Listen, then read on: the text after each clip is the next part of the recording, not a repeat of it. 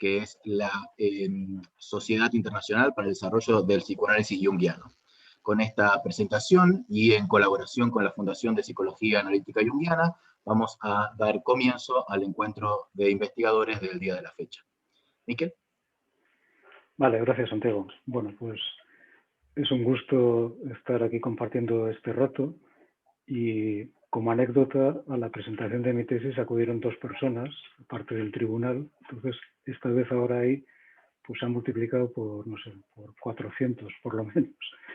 Y en ese sentido, pues nada, por lo menos el interés de difundir las cosas pues va ligado precisamente al propio hecho de una investigación. Si se queda ahí en un cajón, pues realmente es muy estéril, y como este año con el tema del COVID se han paralizado cantidad de cosas, de proyectos que tenía de hacer publicaciones y de bastantes cosas, pues realmente casi hace un año que fue la presentación, o sea que ahora es la primera vez que hay la primera casi difusión del tema, con lo cual pues estoy bastante encantado de esta posibilidad. Un tema absolutamente actual, Miquel, y súper interesante, que muy poco trabajado, ¿no?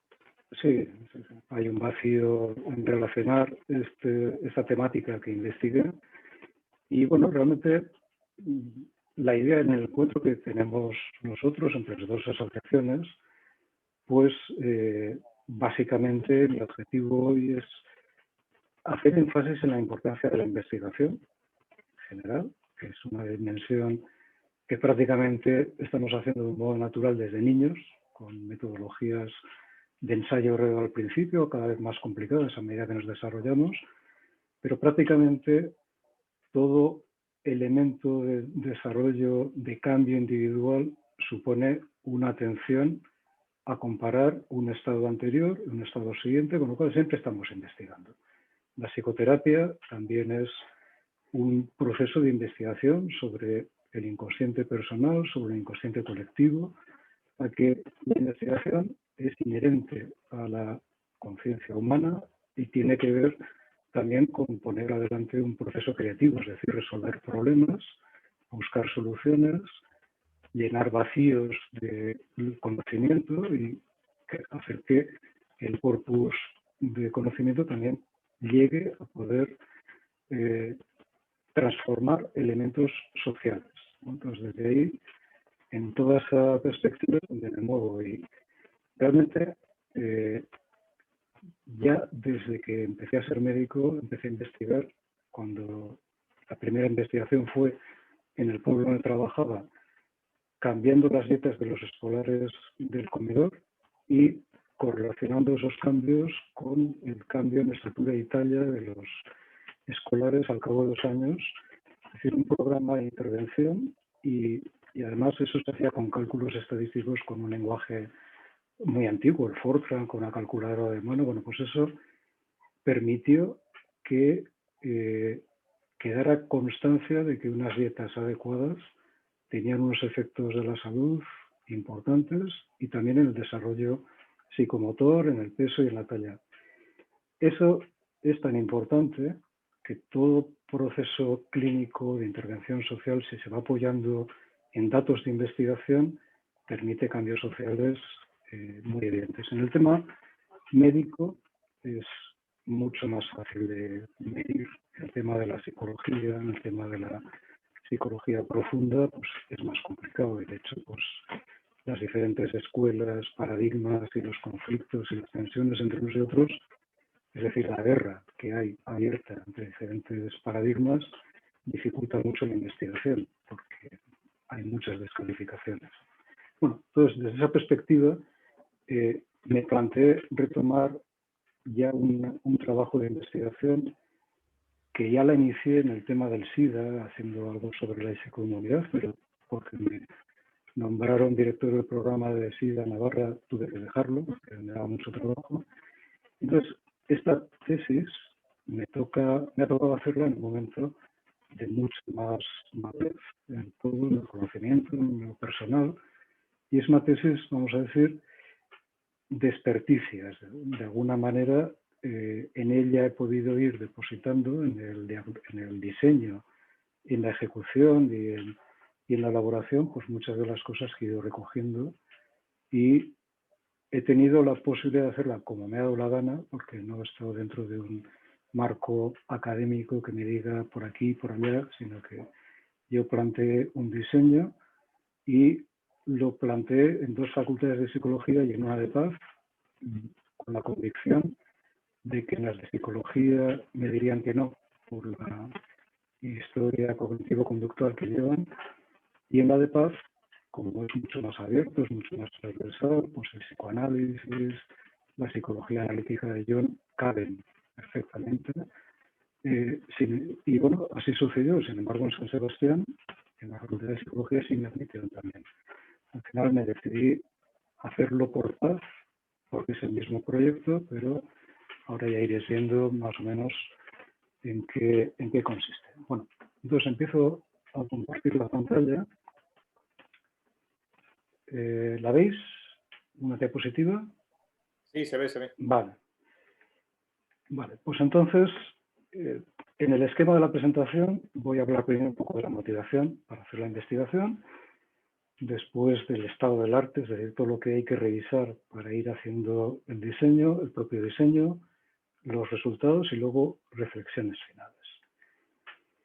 La motivación que justifica esta investigación es el que la humanidad sufre por la violencia en general, la sociedad sufre por la violencia en general, y el ser testigo acompañante de mi propio proceso, del proceso de pacientes que, aunque lleguen no con la motivación de la violencia en sí misma, en la medida que van desarrollando la individuación, van transformando su capacidad de diálogo, de colaboración con el otro, de aceptación, están, es decir, condiciones para ir indirectamente llegando a una cierta disposición para la paz.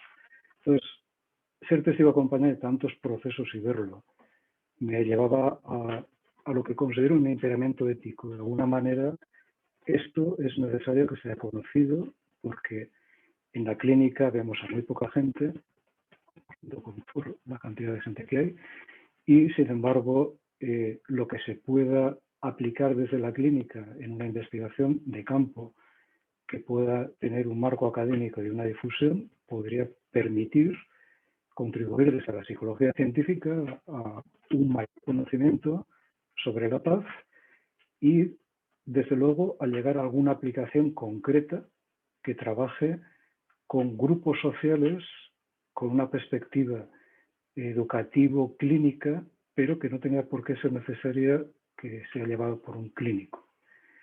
Ese es el objetivo final, que todo esto se destile en alguna cosa práctica aplicada a la posibilidad de transformación social.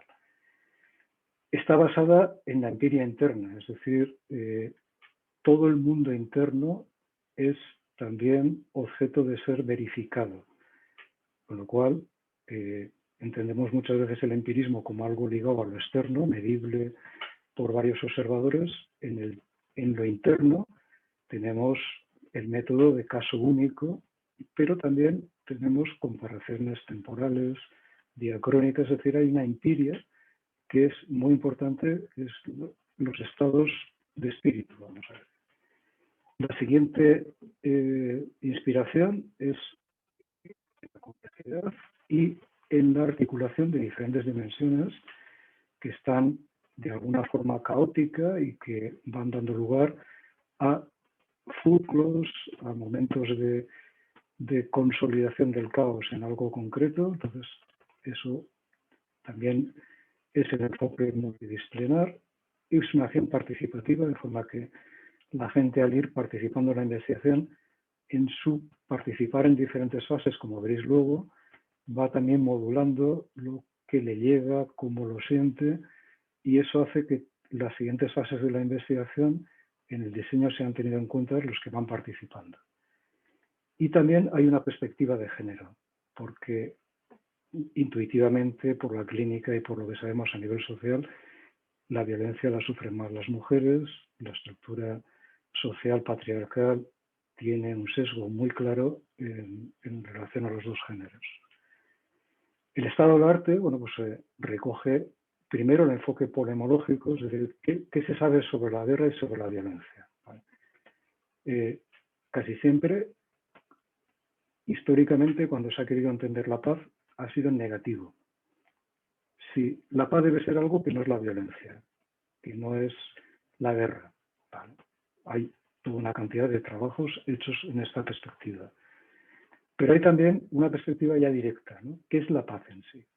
Pues sobre esa perspectiva y directamente a la paz, no como un negativo de la violencia o la guerra, sí que ha habido también muchas investigaciones.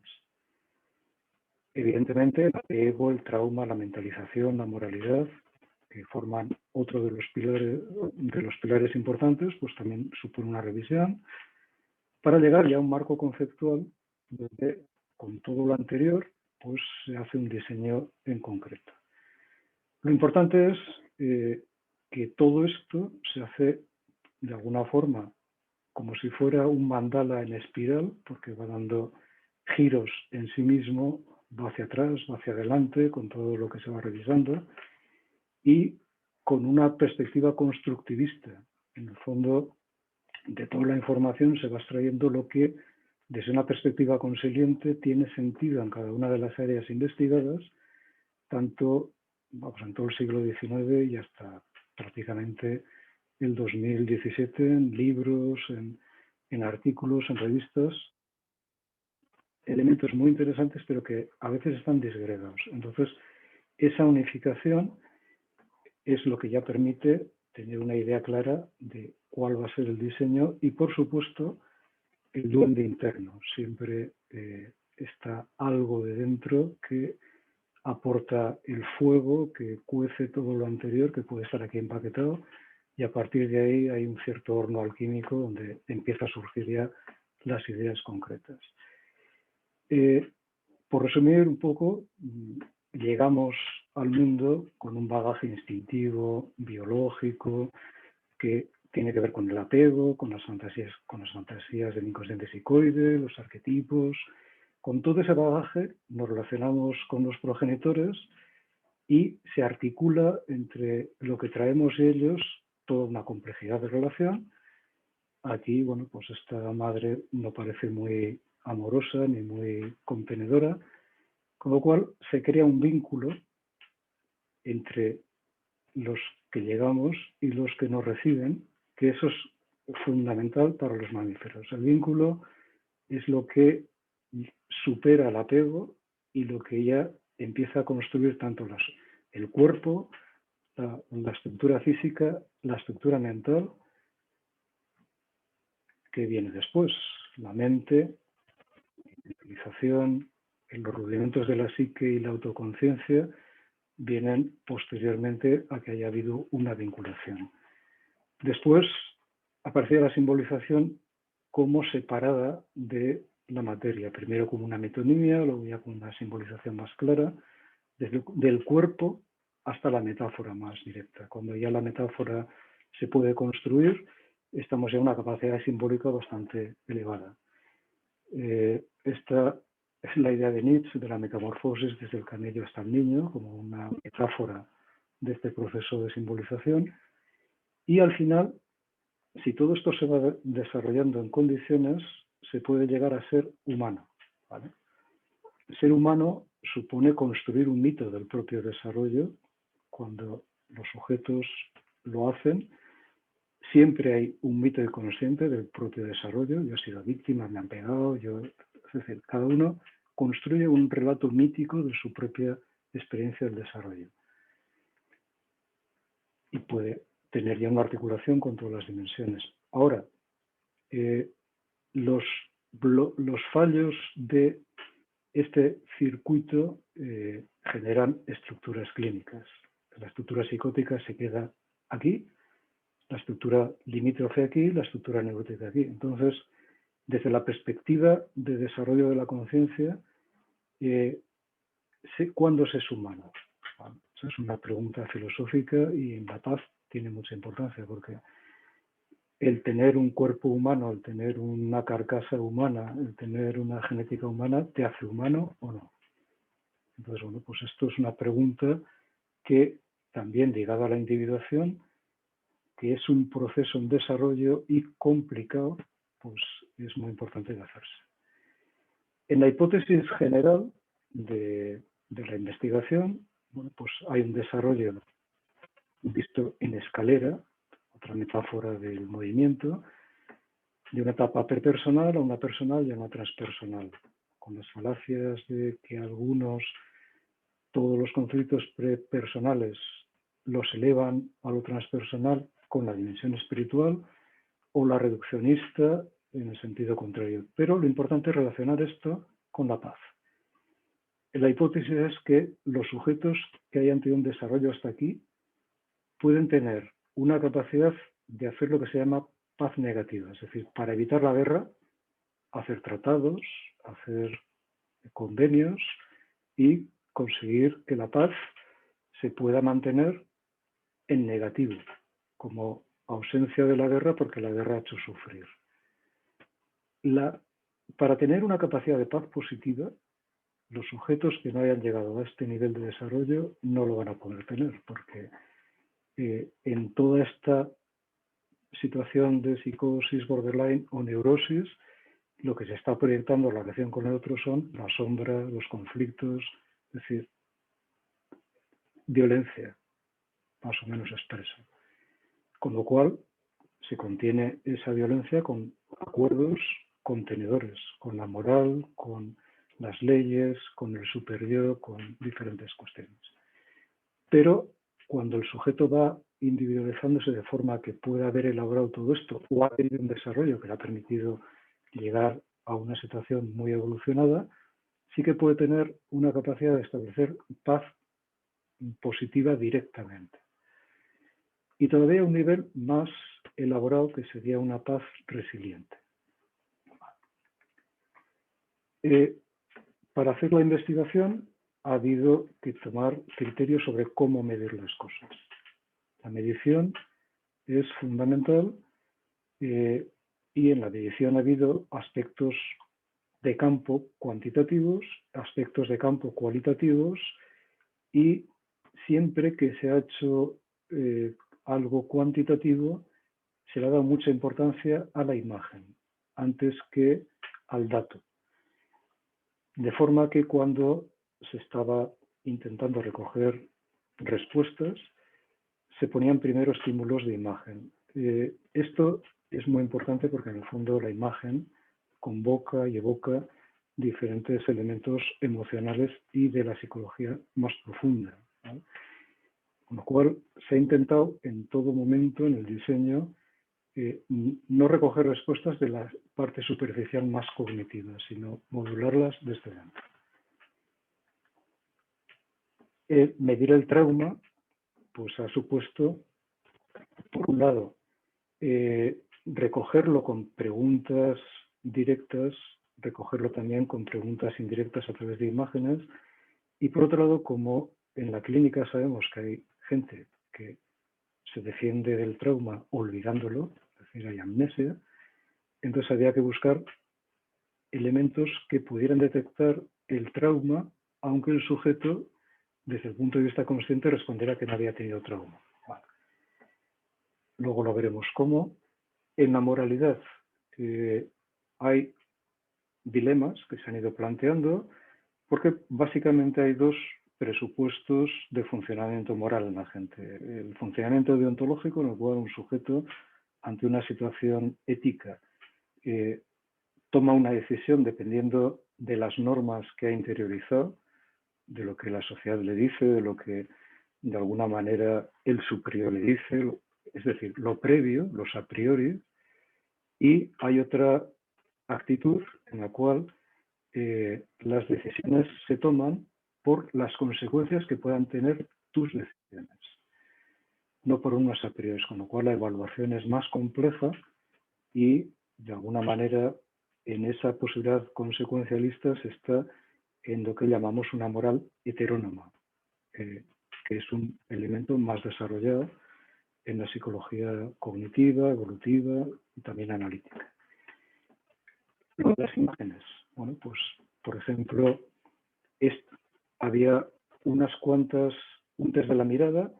En esta mirada se pedía que pensaras si esta mirada él estaba aterrada, incrédula, desalentada, interesada. En esta mirada, otras posibilidades, en estas otras posibilidades.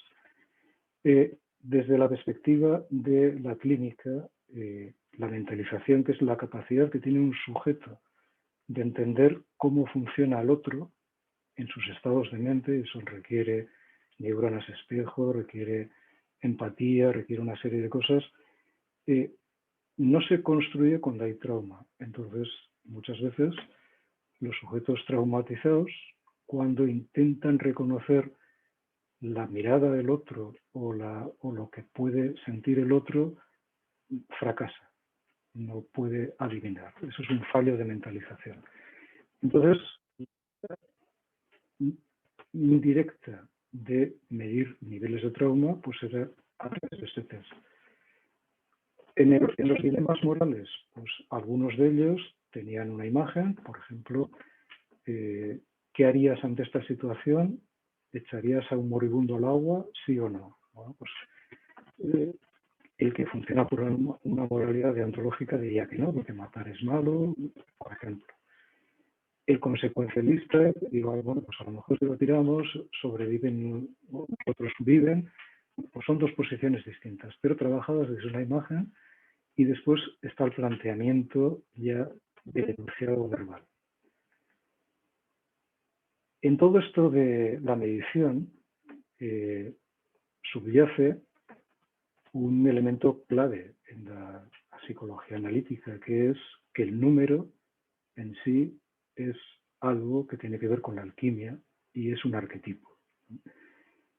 Realmente, para Jung, el número natural es el arquetipo del orden hecho consciente. Es decir, cuando trabajamos con números, hay mucha gente que piensa y desvaloriza las investigaciones de números porque bueno, eso son matemáticas, estadística, es simplemente basura, ¿no? Lo interesante es lo cualitativo, las frases, las palabras, eso es una aberración. Realmente el número evoca, convoca, y trabajar con números supone también hacer un intento de ordenación que va más allá del propio número, sino moviliza el significado profundo que tiene, porque de cualquier forma el número ordena y permite ir pasando de estructuras arquetipales. Y desde ahí, no desde la cuantofrenia, es decir, la esquizofrenia de los números, de medir y simplemente ver sumas, restas o lo que sea, sino desde la perspectiva, la estadística es una herramienta alquímica. Y construir una estadística que te da una visión de una ordenación de números y dejar que esos números además en esa ordenación te vayan diciendo cosas, es una posición difícil de hacer para mucha gente, pero novedosa en general en cuanto al trabajo con el número, y desde luego en esta investigación eso ha sido la base de la medición. En el diseño, básicamente, había dos fases. Una, tratar de ver qué es la paz positiva, que serían las condiciones que un sujeto tendría que tener para poder estar en una disposición de paz positiva, y después, qué es lo que ha tenido a lo largo de su desarrollo para que llegue a esa posibilidad, y por contra, el resto de sujetos que no tienen esa capacidad, ¿qué les ha pasado en su desarrollo para no llegar a esa capacidad? Es decir, con lo cual, hay como pues, una segunda fase en la cual el trauma, la personalidad, el apego, pues pueden ser condiciones para llegar a una paz positiva o no. Y por otro lado, la psicoterapia también se ha medido, se recogió la psicoterapia que había hecho algunos de los participantes para ver si las condiciones que traían los sujetos con la psicoterapia han podido cambiar y han podido llegar a una dimensión de paz positiva. Entonces, este es el conjunto de la investigación. Pues, esos son los objetivos principales, pero bueno, hay bastantes más, hay casi 40 hipótesis.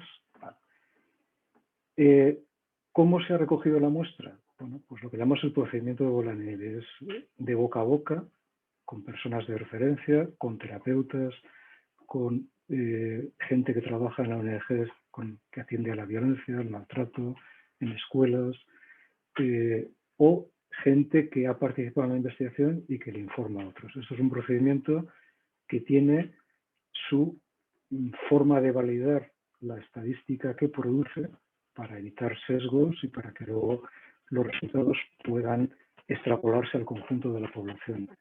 La gente estaba bastante informada y había dos fases. En una primera fase participaban bastantes sujetos, en este caso eran 447, y de esos sujetos, en el estudio previo que se hacía y en algunas entrevistas que se tenían con ellos, se hacía el grupo de sujetos que se detectaba que tenían muchas más condiciones para la paz positiva y los que tenían condiciones para la paz negativa, con lo cual de toda la muestra inicial se hacían dos polos para luego tener submuestras más fácilmente comparativas. Con lo cual queda al final una muestra de 174 que han rellenado todo el material de la investigación.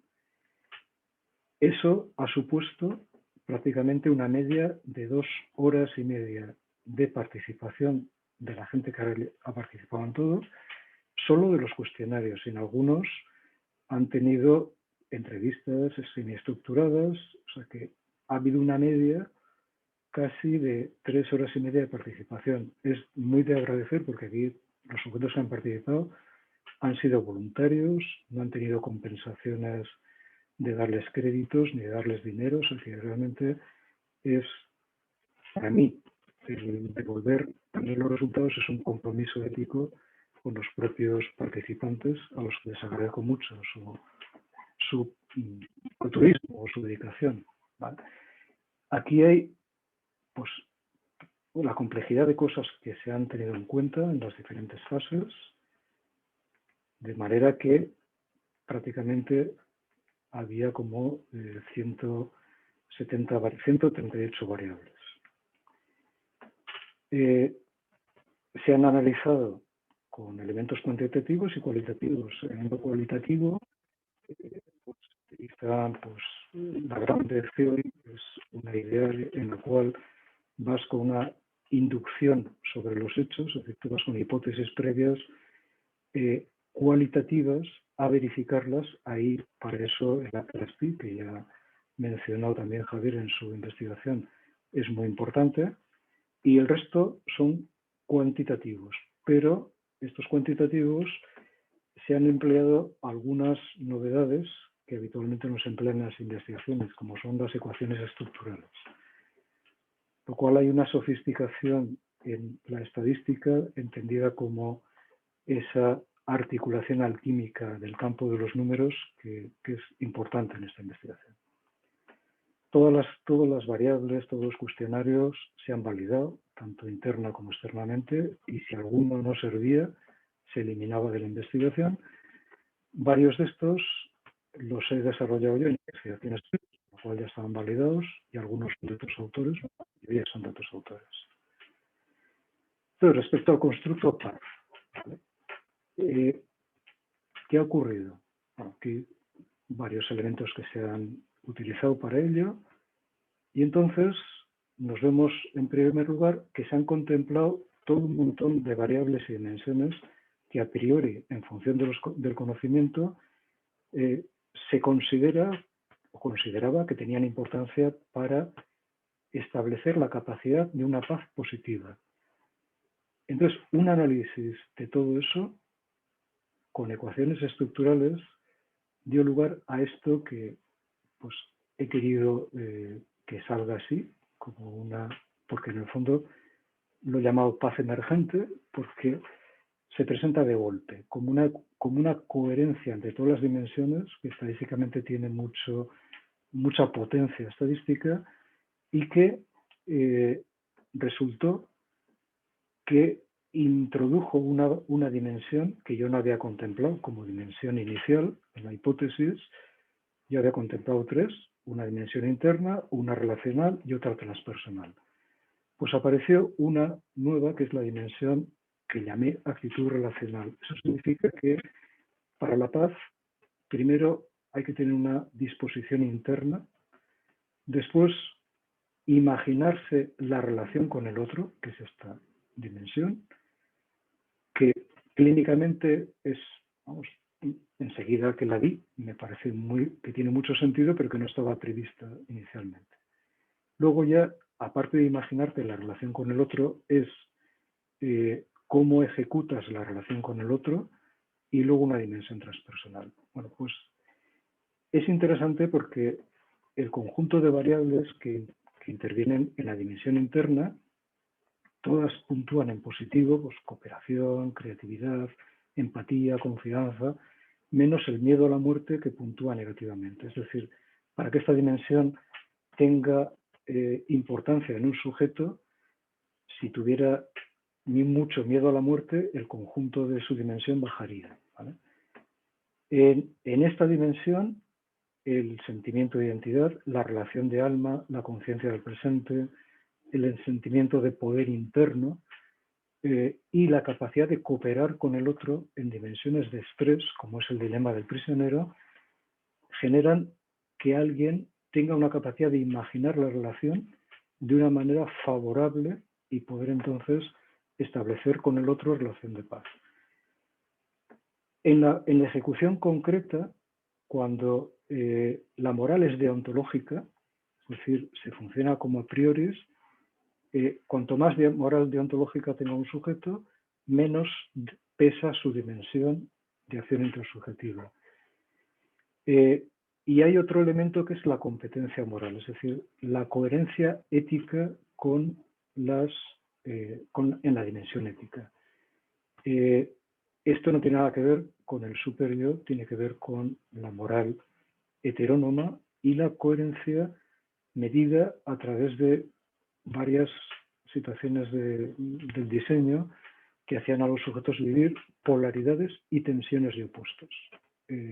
También llevé a la investigación pues, la idea junguiana de estar generando en el sujeto una tensión polar.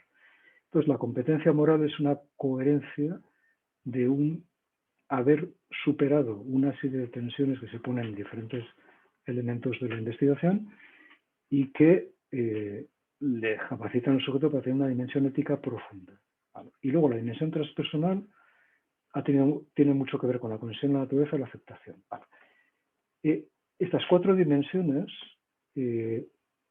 pues salieron inicialmente de 21 variables que decidí yo probar en esta complejidad de la ecuación estructural y dije, bueno, pues voy a ver si metiendo alguna otra variable más mejora el constructo.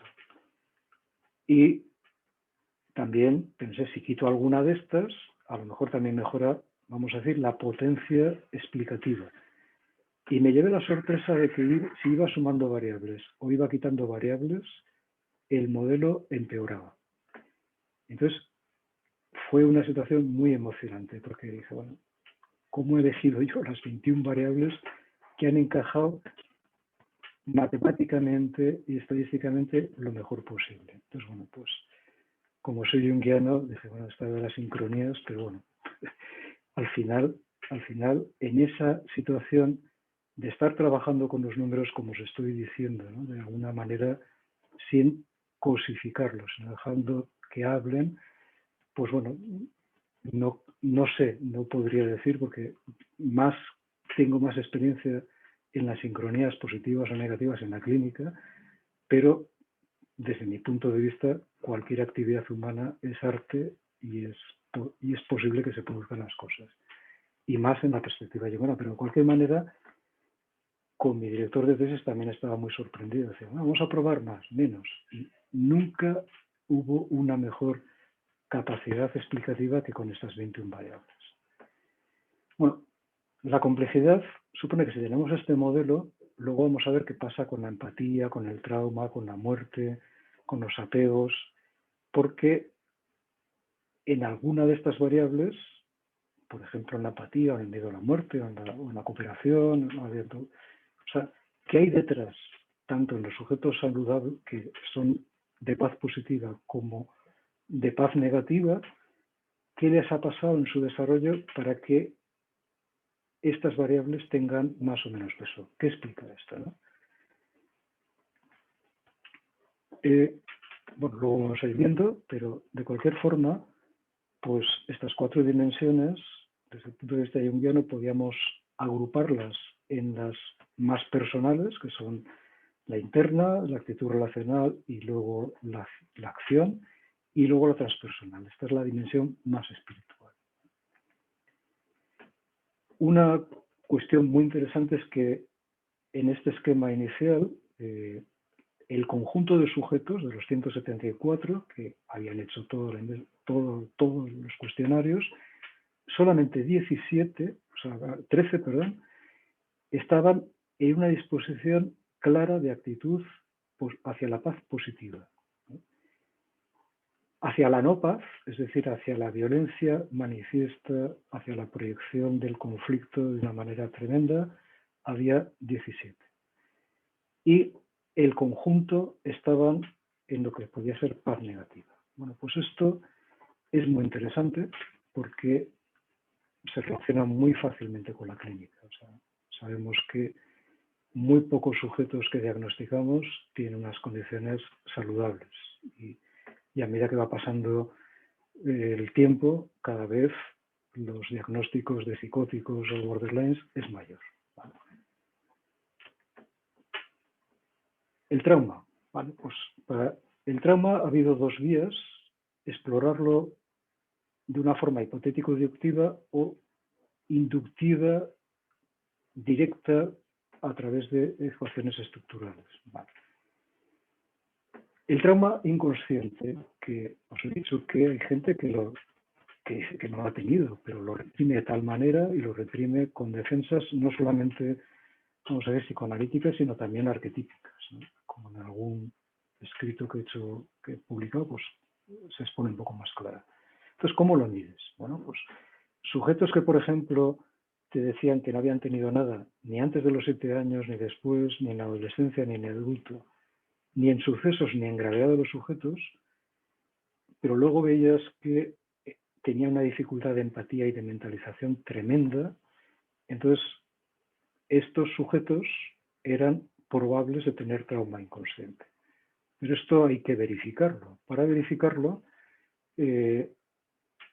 hay que utilizar todas las variables que hasta ahora no se habían utilizado en la investigación para el constructo de la paz y que se utilizan en un análisis discriminante.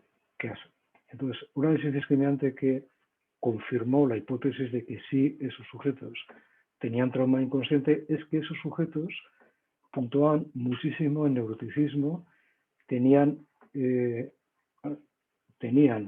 una disociación, tenían una alta suspicacia en las relaciones y tenían un alto apego de conflicto y resolvían los conflictos de una manera competitiva, ¿vale? Con lo cual,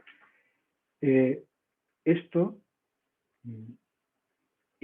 ya tiene interés clínico porque aparecen aquí pues varias cosas. Os digo las más importantes, pero también aparecen elementos de la resiliencia, la capacidad de autoengaño, la extroversión, pero de cualquier forma. El análisis valida que la hipótesis de trauma inconsciente es real. Además hay un tema muy importante que es el trauma es único o va acumulándose. Es decir, una experiencia traumática en la temprana edad va generando ya una dificultad de ir resolviendo los eventos duros que se van teniendo en la vida posteriormente, con lo cual, vamos a decir, la estructura traumática va generando respuestas más traumáticas y cada vez, o no, ¿vale? Desde lo clínico, pues sabemos que sí. Pero ¿cómo se puede operativizar esto? Bueno, pues con un análisis se vio que realmente había una asociación clara concatenada de trauma y los sujetos que lo habían tenido inicialmente iban siendo susceptibles de ser traumatizados en siguientes etapas del desarrollo. Hasta los 7, luego la infancia, la adolescencia y en la etapa adulta. Esto es muy importante porque aquí ya pasé de la vía hipotético-deductiva y fui directamente a la vía inductiva, a trabajar con ecuaciones complejas y a ver qué salía. Y aquí ya estaba, pues con lo que había salido en el Constructo de Paz, entusiasmado. Dije, bueno, pues acabo, mezclo todo y hago un análisis hipercomplejo de todas las variables y a ver qué ocurre si sale una explicación coherente. Y la verdad que ha salido algo muy interesante, porque los sujetos que han tenido un desarrollo que les lleva a una capacidad de empatía y a una dimensión interna de la paz y a una moral adecuada, una moral suficiente, y tienen una buena tendencia a la paz, resulta que su apego en la infancia temprana era un apego seguro, y eso forma parte de un núcleo primario en la etapa temprana. Este núcleo de apego seguro facilita que, junto a otras variables como son la resiliencia, la capacidad personal de la cordialidad, una dimensión espiritual que tiene que ver con poder empatizar con el otro, pero no a un nivel emocional, sino a un nivel transpersonal. Todo esto genera un núcleo posterior y todo esto genera un aumento de la empatía. Esto es muy interesante porque, en base a lo que comentaba al inicio, de que toda investigación tiene un sentido pragmático también, de construir algo que pueda servir a nivel social, esto permite decir que es fundamental en la crianza facilitar un apego seguro a nivel educativo en las familias, porque al final esto va a llevar a la empatía, va a llevar a la paz. Entonces, en las familias, en las escuelas, estos datos reafirman una línea de trabajo, lo mismo que todos estos. Entonces, esta vía va a llevar a diseños prácticos. Esta vía es más conocida porque, en definitiva, un apego conflictivo donde hay pues, rechazo, abusos sexuales, generan un núcleo temprano que condiciona tanto el trauma inconsciente como un núcleo posterior en el cual hay neuroticismo, hay una cooperación competitiva con el extraño, hay una dimensión espiritual que es cuidar a los demás.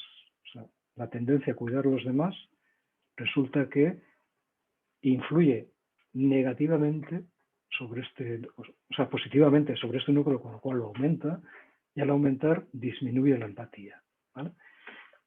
Esto también muy interesante para luego seguir viendo la investigación.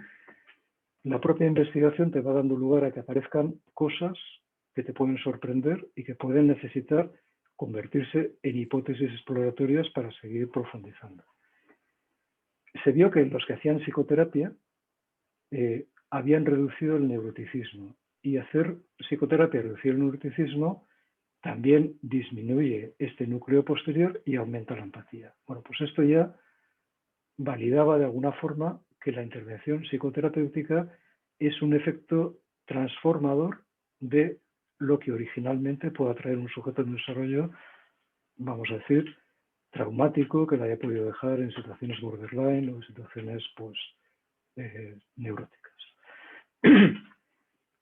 Otro tema muy interesante, explorar la muerte. La muerte, que es ya pues, algo fundamental, y la relación con la muerte estructura el psiquismo desde temprana infancia, pues se ha estudiado especialmente.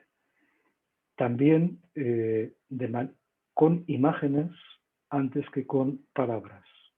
La primera cuestión que se le plantea al sujeto es que describiera qué era, si la muerte fuera una persona, ¿cómo la describirías?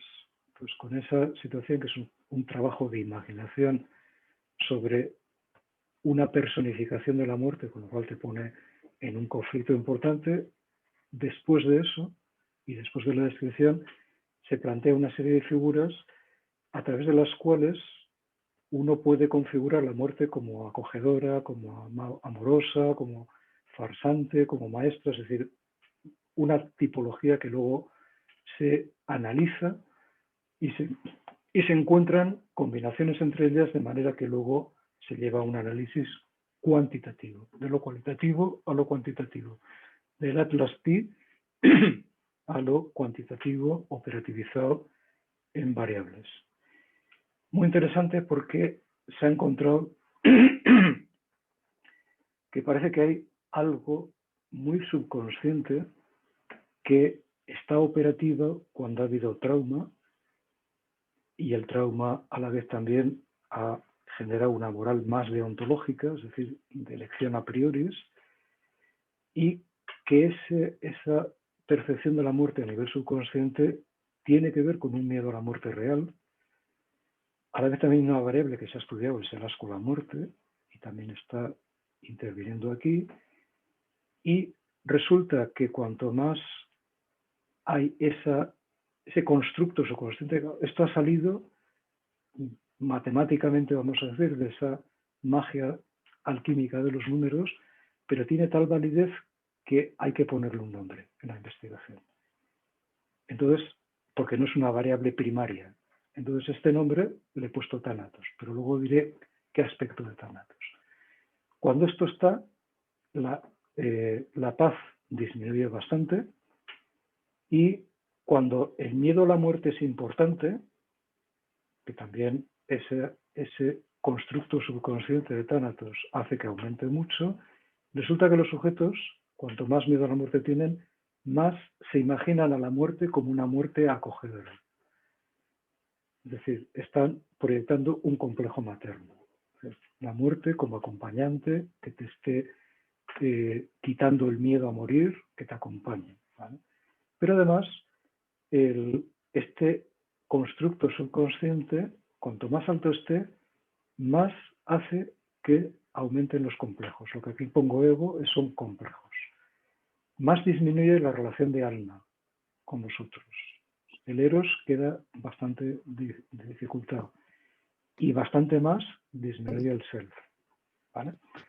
Bueno, solo por esto, ya la investigación tiene mucha importancia y para lo junguiano más. Bueno, sobre la moral. Bueno, ya os he dicho que se ha estudiado la competencia moral, estadios de Colbert, el asco moral, los dilemas morales, y todo esto es muy complejo solamente para la moral, y además, pues, lo que os decía, la competencia, la coherencia.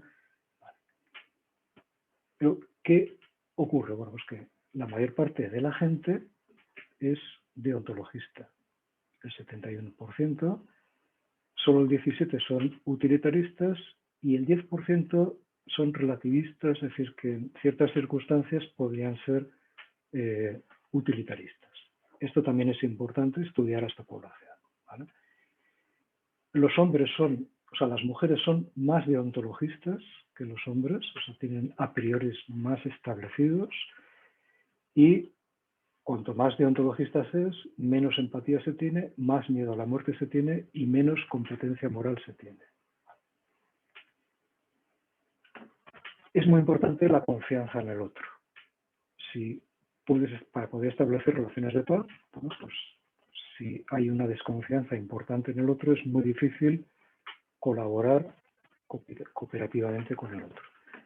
Entonces, es una variable que entraba directamente en la dimensión interna de la paz, pero el estudio directamente de la variable ha encontrado que un apego evitante desde una temprana infancia, un maltrato histórico, es decir, ya realmente maltrato histórico en dos niveles, consciente e inconsciente, y un alto grado de trauma consciente, es decir, gente que además también tenía conciencia de trauma, genera una desconfianza importante en los otros. De forma que, por ejemplo, una forma indirecta de medirlo, y que ha sido también muy interesante, es que si, por ejemplo, se le pregunta a un sujeto, si en el dilema del moribundo tú has dicho que no tirarías al moribundo al agua, tú imagínate ahora que tienes que relacionarte con alguien que sabes que sí ha tirado al moribundo al agua. ¿Podrías confiar en esa persona? Y viceversa. Entonces, este elemento de la confianza en los opuestos, o sea, es decir, cuando alguien responde en un polo, poder confiar en alguien que responde en el otro polo, en los deontologistas era muy difícil. En los utilitaristas, sin embargo, no pasaba. Podían confiar en el otro. Por otro lado, el propio deontologismo se ha encontrado que depende de tánatos, del miedo a la muerte, y a la vez, cuanto más deontologista se sea, hay más aumento de tánatos y también otros dilemas morales se responden de una manera rígida, sin poder tener en cuenta el contexto. Bueno, ahora en esta hipótesis del tánatos, realmente lo que he dicho antes es que casi ese tánatos que aparecía de una manera importante en la investigación tenía que ver con aumento del deontologismo, con el miedo a la muerte, pero el tánatos en sí, como arquetipo, tiene los dos polos. O sea, no es posible encontrar una relación con la muerte que ayude a la individuación.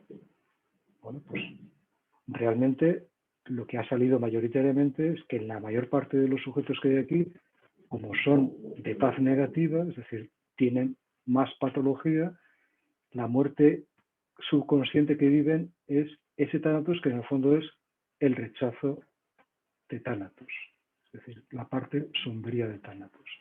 Porque tánatos podría ser perfectamente esta figura que danza, que te toca, que tiene una capacidad agresiva, porque para vivir hay que matar algo simbólicamente. Si tienes que hacer un duelo, tienes que matar la relación que dejas, el trabajo que dejas. Es decir, la muerte es matar, pero matar es una danza. Entonces, esos aspectos, vamos a decir, luminosos del arquetipo, en esta muestra no ha salido más los aspectos de tánatos como sombra. En cuanto al género, bueno, pues ya he adelantado que hay más moral deontológica, las mujeres han sufrido más trauma, tanto consciente como inconsciente, han tenido más trauma en experiencias de violencia, mucho más en relación con abusos sexuales. En el fondo, en la investigación se ha encontrado algo que en la clínica pues conocemos, pero se objetiva. Ahora, una discusión que suele haber casi siempre, en muchos espacios, es si la elección de una pareja maltratadora es algo que puede estar preconfigurado por un maltrato recibido, es decir, de alguna manera eliges y reproduces en las nuevas elecciones los traumas que ya tienes. Bueno, en la perspectiva psicoanalítica, de la psicología analítica, sí que es así, pero en muchos discursos y debates sociales se considera que no, que es una casualidad, que la elección del maltratador pues ha sido por factores causales no determinados por una historia previa. Bueno, pues aquí ha sido importante objetivar que sí, que hay una explicación del desarrollo que determina que a mayor nivel de maltrato y abuso histórico y de trauma hay una elección de pareja maltratadora tanto en hombres como en mujeres. Otro elemento muy interesante es el dilema del prisionero, que es una situación en la cual se coloca a los sujetos ante el siguiente dilema. Tú has sido detenido con una persona y estáis acusados de un delito. Entonces, si tú le denuncias al otro, sales. Si dices que tú y el otro habéis sido responsables del delito, os caen a los dos 3 años de cárcel. ¿Vale? Si tú sales, porque le acusas al otro, a él le caen 8 años de cárcel. ¿Vale?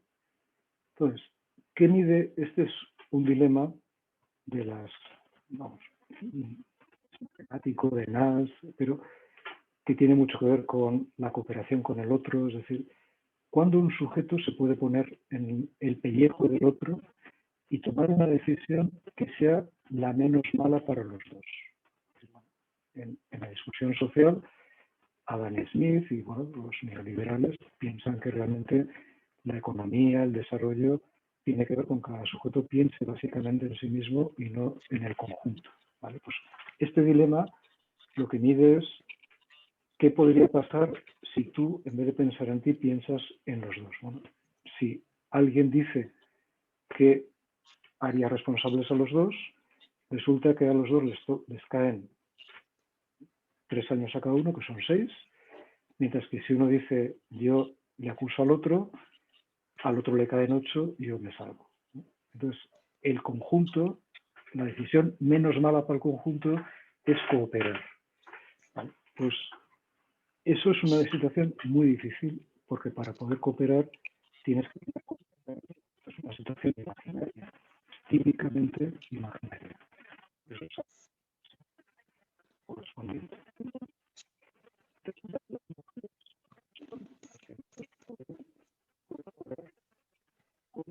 Yo no sé si no se oye, Miquel. Yo por lo No menos se no te te oigo. oye, ¿eh? Se está Vale, escuchando ahora, mal.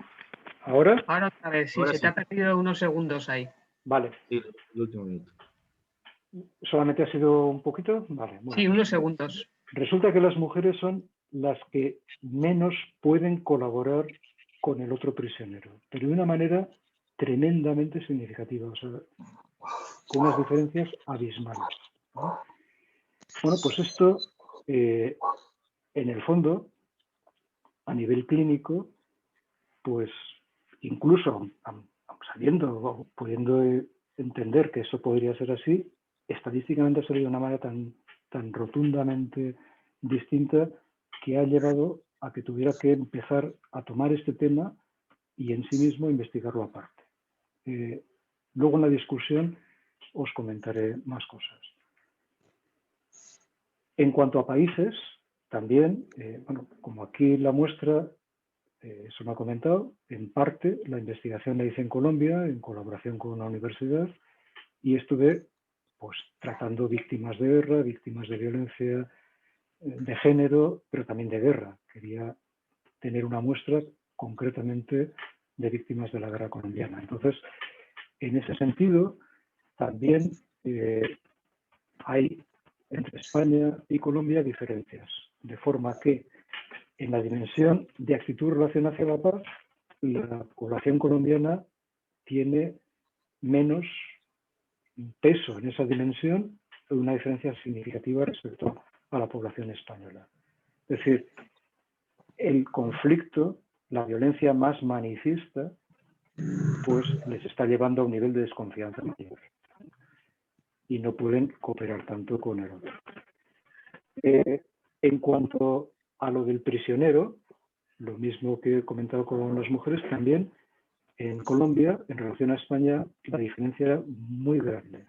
No tanto como entre hombres y mujeres, pero también muy grande. Entonces, bueno, pues de alguna forma, una situación de trauma más potente, acumulado y ya con un momento más concreto de violencia armada, pues hace que la confianza en el otro sea muy difícil y que uno trate de responder tratando de protegerse el pellejo, vamos a decir.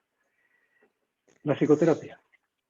Bueno, la psicoterapia, de alguna forma, pues es como intenta poner aquí, hay un árbol lleno de heridas, que la psicoterapia trata de elaborarlas y se queda el mismo eje con cicatrices. Las cicatrices nunca se van, con lo cual siempre tienes ahí tu elemento recordatorio, pero ya no te condiciona tanto, ¿no? Entonces, ¿qué ha ocurrido con la psicoterapia, con la gente que había hecho psicoterapia de esta muestra? Bueno, pues se ha encontrado que disminuye el neuroticismo, disminuye la dimensión deontológica, disminuye el trauma inconsciente y aumenta el poder personal.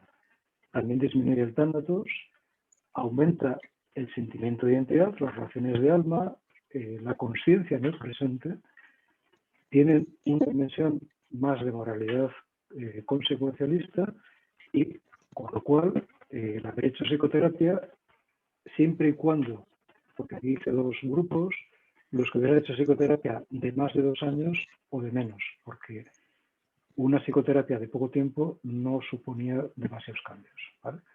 Pero la psicoterapia en esa situación sí que genera esos cambios. Bueno, en cuanto a elementos de discusión, el lenguaje, ¿vale? En este elemento del prisionero no puse prisionera, puse prisionero a propósito.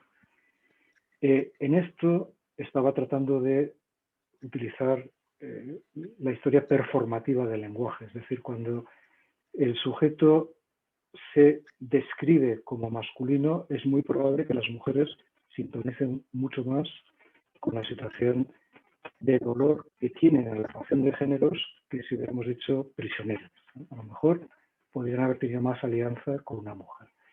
Pero como eso ya lo tenía operativizado, contrasté el dolor en el cual he utilizado prisionera con el elemento que no he dicho hasta ahora, pero era imaginarte el sexo de la muerte, además de personificar la muerte y todo eso. Entonces, cuando hay una relación con el sexo de la muerte, de manera que uno elige la muerte como del mismo sexo que el propio denunciante, eso facilita una muerte amorosa y aumenta la empatía y disminuye el sentido del...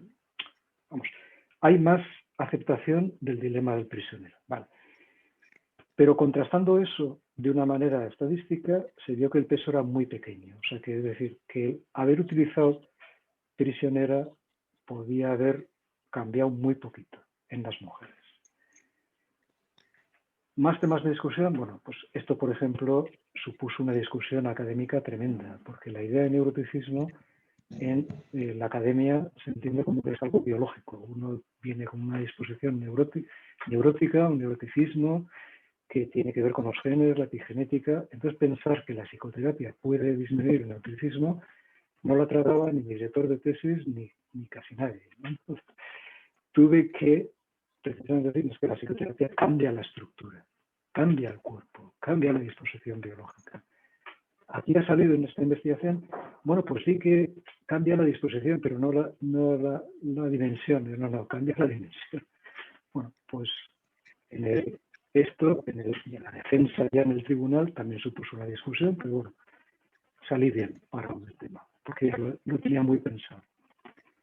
Lo de Thanatos, eso puede ser una imagen arquetípica, la sombra más bien, pues que la muerte acogedora amorosa pues es una compensación del miedo a la muerte, pues también es muy importante. La ética de los cuidados. Bueno, pues por ejemplo, en la moral se entiende que se critica a Kohlberg porque los estadios de desarrollo moral se piensa que han sido dictados desde una óptica masculina.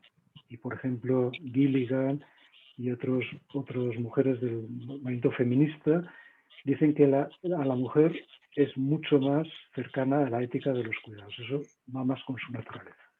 Entonces, esto lo estudié específicamente por esta perspectiva de género que tenía la investigación y resultó que no es así, que las mujeres saludables tenían el mismo tipo de disposición hacia los dilemas morales que los hombres, y las mujeres que tenían más tendencia a la ética de los cuidados tenían unos cuidados compensatorios de dificultades de apego, ¿vale?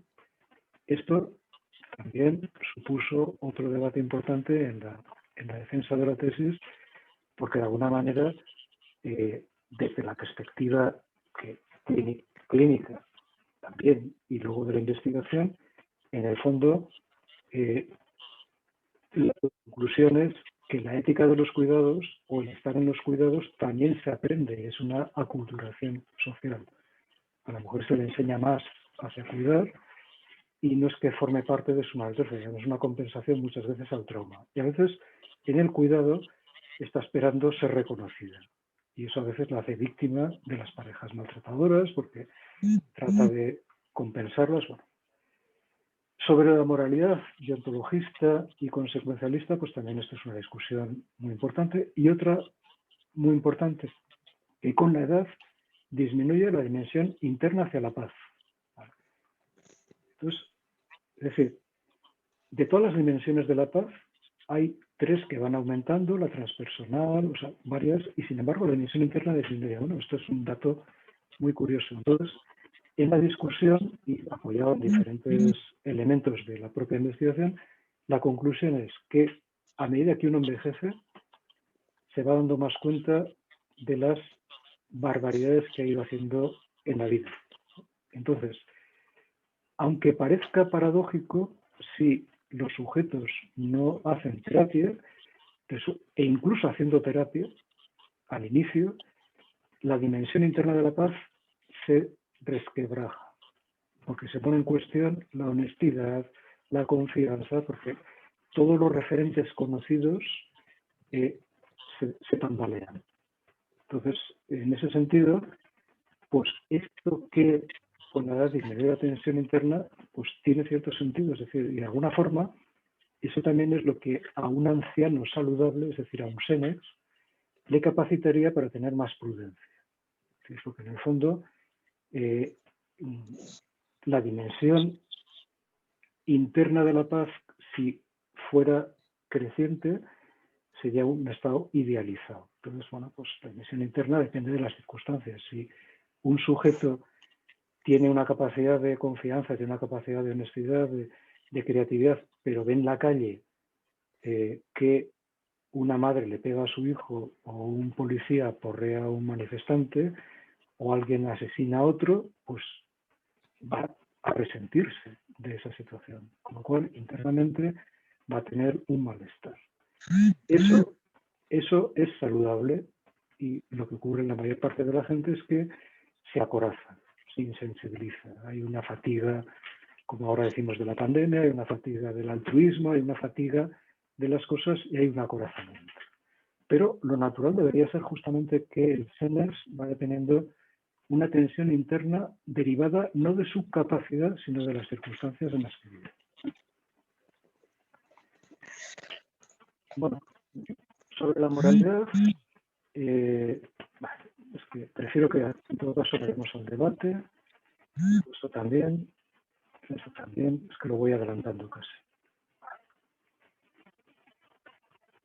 Bueno, estas son las pegas que le pongo a los resultados de la propia investigación, porque, bueno, pues podía haber necesitado tener más muestra. Hay una probabilidad de falsos positivos que a veces por sesgo pues, se calcula, con lo cual de todas las hipótesis que he podido ir corroborando, con esto me podría salir que a lo mejor el 11% lo que he dado yo por bueno no sería bueno, simplemente por estudio de probabilidad.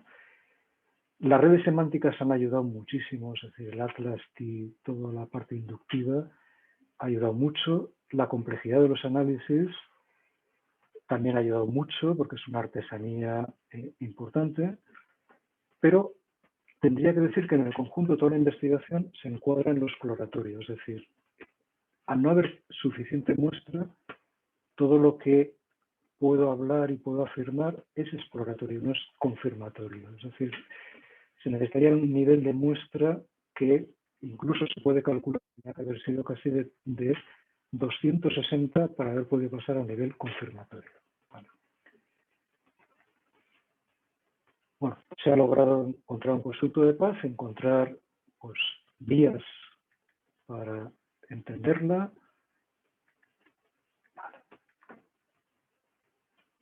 Los proyectos, bueno, pues ahora es intervenir para promover la paz, ¿no? Entonces, ya he diseñado unos talleres de intervención en base a cómo trabajar con, por ejemplo, el dilema del prisionero, especialmente ya que ha sido tan claro que genera una dificultad de empatía, de poder tener lugar del otro, justamente es uno de los dilemas más trabajables porque enseguida salen los polos. Entonces, bueno, tengo un diseño de taller que ya lo intenté llevar adelante, presencial y no pudo ser porque la pandemia lo impidió, y entonces pues todavía no se ha llevado a la práctica ninguno. En investigación pues hay varias vías abiertas, y luego está la comunicación de resultados, que ya os he comentado que bueno, solamente se ha hecho una comunicación en México en febrero, que montamos unas jornadas allí, bueno, me invitaron, Perla, y estuvo también María Bach, y ahí parte de todo esto lo pude ir explicando.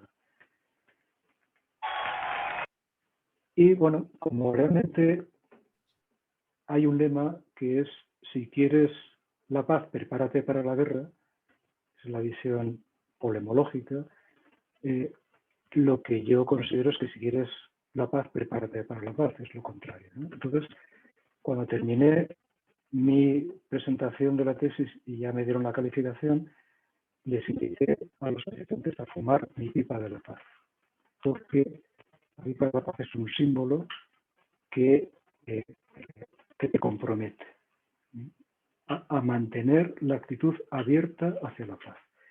Entonces, bueno, pues fue muy interesante, porque llevar la pipa de la paz a la universidad pues, y fumarla allí era algo pues, muy novedoso. Pero resulta que nada más salir de allí se me rompió la pipa, ¿no? Entonces la pipa se me cayó y se me hizo pedazos, claro. Entonces voy a hacer el mismo ritual que hice allí con vosotros para que entendáis un poco lo que quiero decir con esto, ¿vale? Pues os pongo... espera. No.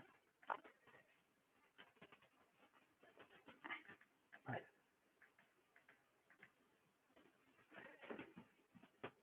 Esperad un momento. Porque esto, como me lo he preparado muy a propósito, quiero que lo veáis. Y voy a volver a compartir.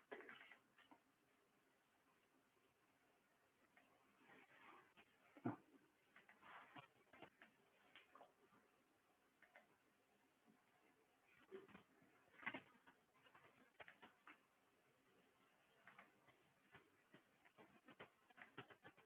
Vale.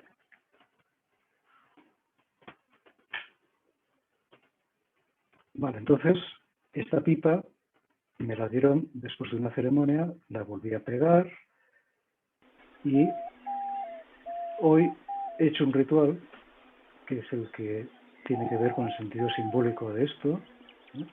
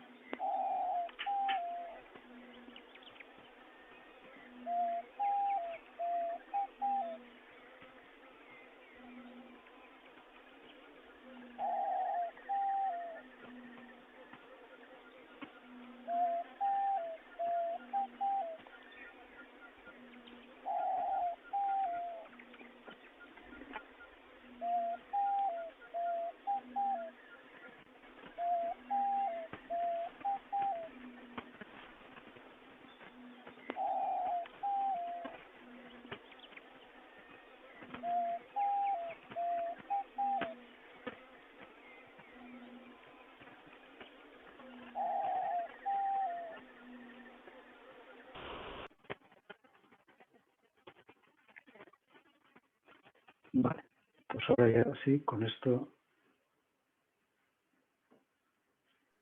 dejo de compartir la pantalla y ya...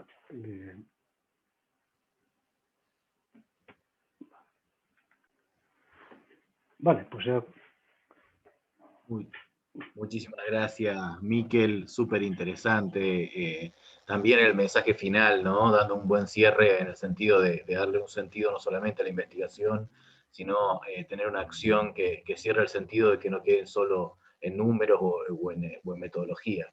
La verdad que la presentación excelente, la investigación extremadamente interesante, sólida, Mira, la verdad que más que preguntas yo tengo agradecimiento en el sentido de lo que has compartido.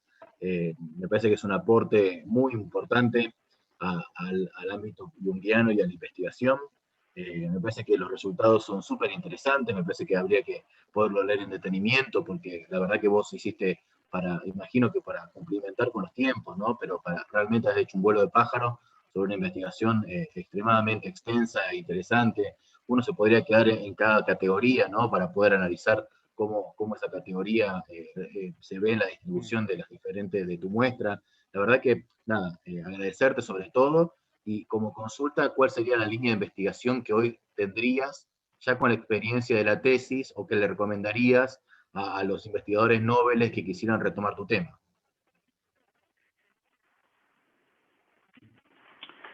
Hombre, una cuestión que ha quedado ahí pendiente porque hay material es estudiar el fanatismo, por ejemplo, como producto cultural y como complejo cultural, ¿no? Entonces, es una cosa que tengo ahí varias pinceladas y desde luego sería una continuación para aprovechar cierta parte de lo que tengo, pero como tendría más muestra para montar otra o que alguien lo montara, ¿no?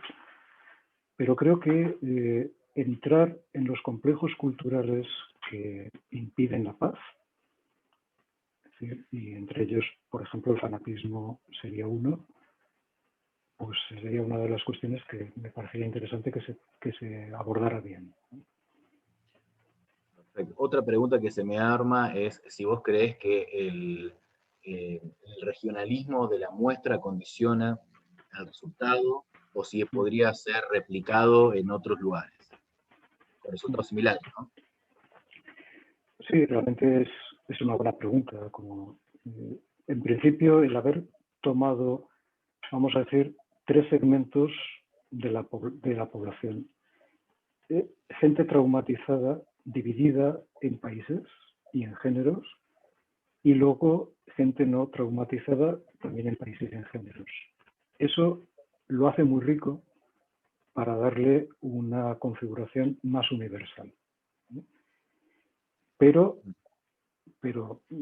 está claro que si yo lo referencio en relación a la clínica, no tengo ninguna duda. Pero en cuanto a números académicos, falta muestra. Y desde luego me hubiera encantado, por ejemplo, trabajar con dos culturas, la china y la japonesa. Claro. Claro, pero tiene una visión diferente, ¿no? Por su cosmovisión interna, la visión de la paz es muy diferente, tenés razón. Para empezar, el tema de la culpa social, no la culpa dinámica que se vaya sintiendo en el propio desarrollo, ¿no? Pues, vamos a decir, la fase esquizoparanoide, la fase de culpa, es decir, la psicología va generando, y la culpa además, pues es algo que permite luego la reparación. Es decir, desde el punto de vista psicológico, todas las culturas viven la culpa. Pero desde el punto de vista social, hay culturas como las orientales que la culpa no es lo que estructura las relaciones, sino más el karma, es decir, la responsabilidad más individual. Y en todo caso, es una culpa que tiene bastante relación también con la vergüenza, ¿no? En Occidente, los procesos psicológicos de la culpa son los mismos, pero la estructura social se basa mucho en la culpa y en los modelos de culpa y de los cromos de la culpa. Yo sublimo tu culpa, no te preocupes, eres tú el culpable, pero ya lo pago yo. Bueno, eso en Occidente se da mucho.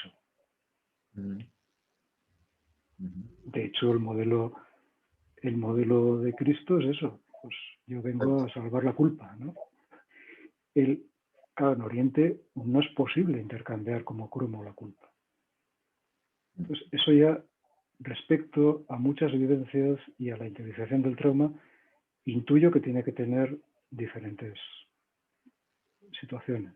Entonces, ahora, trabajar con la cultura japonesa y con la china si no conoces la lengua y si no tienes una lenguaje, pues muy complicado, porque en esta investigación también hay entrevistas estructuradas. Entonces me he movido en los sistemas lingüísticos que conozco bien, que es el castellano y otros idiomas, pues también tampoco la cultura inglesa pues la ha tocado, ¿no?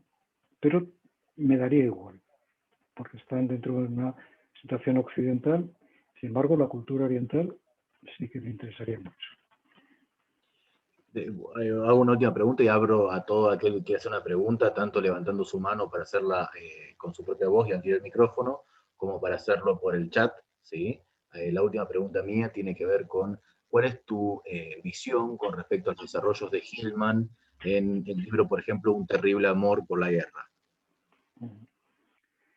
Bueno, él habla de que realmente la parte arquetipal de la guerra, pues vivida en Marte, los arquetipos están ahí, ¿no? Entonces, en ese sentido, pues la guerra, como también Heráclito de Éfesos, la guerra es una parte necesaria para acabar de destruir algo. En ese sentido, hay una fuerza arquetipal que nos lleva pues, a la guerra, ¿no?, para poder acabar con lo existente, es decir, al conflicto, pero ese conflicto lo entendemos muchas veces como que implica una destrucción y aniquilación al otro. Eso no tiene por qué ser así. Destruir es algo necesario para construir. Entonces, claro que hay una tendencia hacia la destrucción que puede además tener que ver con algo arquetipal y que se puede constelar en algunos mitos, como el de Marte, que es un mito, como otros mitos, como Tezcatlipoca en México, u otros mitos de Ishizumi en Japón, que representan lo mismo, es decir, la destrucción. Pero, bueno, pues en ese sentido hay que amar a la destrucción, esa es la paradoja. ¿Por qué no amar a la destrucción? El amor es un sentimiento. El amor se construye a través de las relaciones y entonces solamente hay que amar la paz, hay que amar al amor, no hay que, no, vamos a decir, el amor es una disposición de aceptación de una dimensión y de cuidado y de mantenimiento y de crecimiento. Entonces, a la guerra también se le puede amar.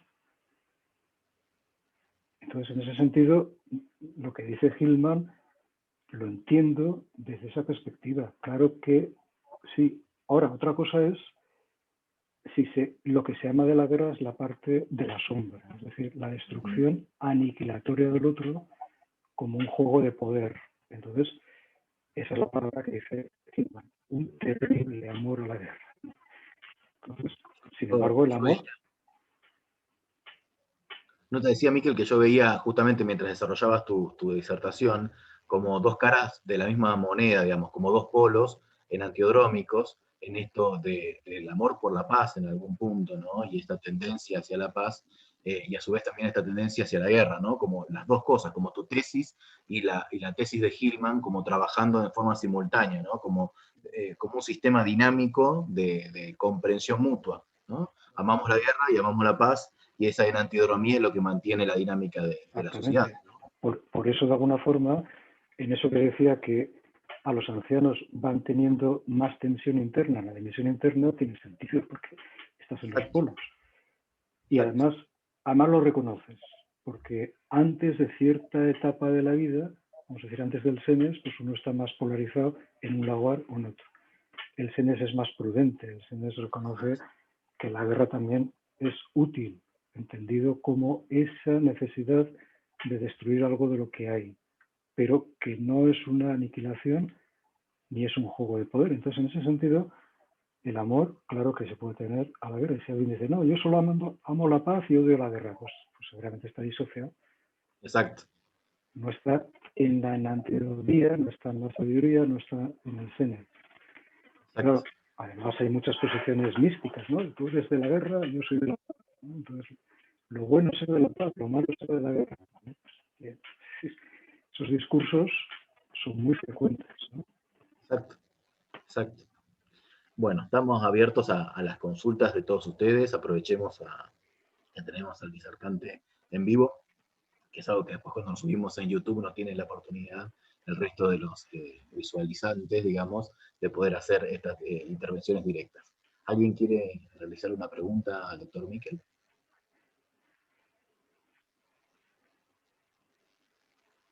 ¿Pueden levantar la mano con el sistema? ¿José? Sí. Sí, hola, bueno, más que una pregunta era una reflexión, ¿no? Estáis comentando lo de la guerra y demás.